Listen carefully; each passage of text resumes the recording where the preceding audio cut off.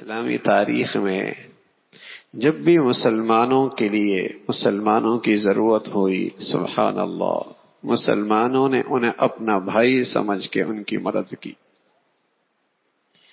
جب بھی ملت اسلامیہ مسلمان قوم خطرے میں آئی، مسلمانوں نے اپنا سب کچھ پیش کر دیا۔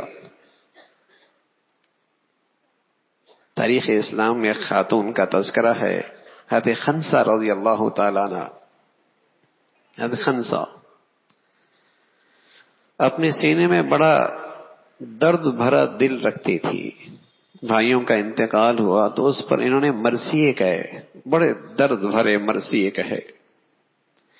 لیکن جب اپنا بیٹا جوان ہوا اور بات ملت اسلامیہ کی آئی، مسلمان کی حفاظت، تحفظ، اسلام کی بات آئی، تو اپنے بیٹے سے کیا کہا؟ بیٹے اب تم جوان ہوئے ہو اور میں نے جو تمہیں پالا ہے آج کے دن کے لیے پالا ہے، آج کے دن کے لیے پالا ہے، جاؤ۔ اللہ کی شان، دوسرے کے بیٹے کو بلایا، کہا بیٹے تمہیں بھی میں نے آج کے دن کے لیے پالا ہے، معاملہ اسلام کا ہے، معاملہ ملت اسلامیہ کا ہے، جاؤ۔ تیسرے کو بلایا، اسے بھی تیار کر کے بھیجا۔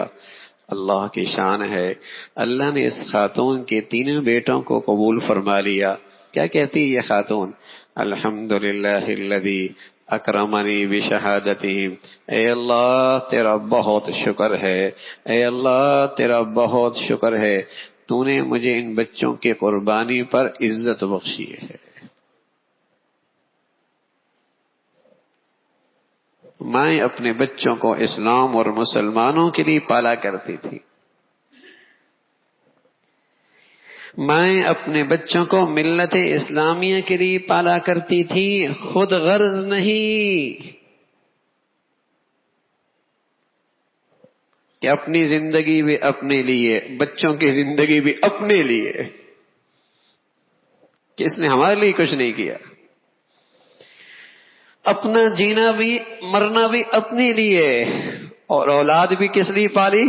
کہ یہ بھی ہمارے لیے ہی قربان ہو جائے۔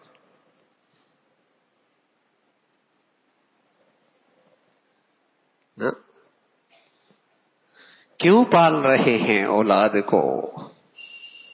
مسلمانوں کے لیے، اسلام کے لیے، ملت اسلامیہ کے لیے۔ اسلام کا فریضہ ہے، المسلم اخو المسلم، مسلمان مسلمان کا بھائی ہے، ظلم نہیں کرتا مسلمان پر، مصیبت کی گھڑی میں، آزمائش کی گھڑی میں اسے بے یار و مددگار نہیں چھوڑتا، جو اس سے بن پاتا ہے اس کی مدد کرتا ہے، قلم سے مدد کرتا ہے، صلاحیتوں سے مدد کرتا ہے، آواز لگا کے مدد کرتا ہے، جو اس سے ہو سکتا ہے اپنے بھائی کے لیے کھڑا ہو جاتا ہے۔ یہ اس کے اسلام کا تقاضا ہے۔ اور میرے عزیزو، آج یہی اپنے نبی کا سبق ہم بھول بیٹھے ہیں، یہی سبق بھول بیٹھے ہیں۔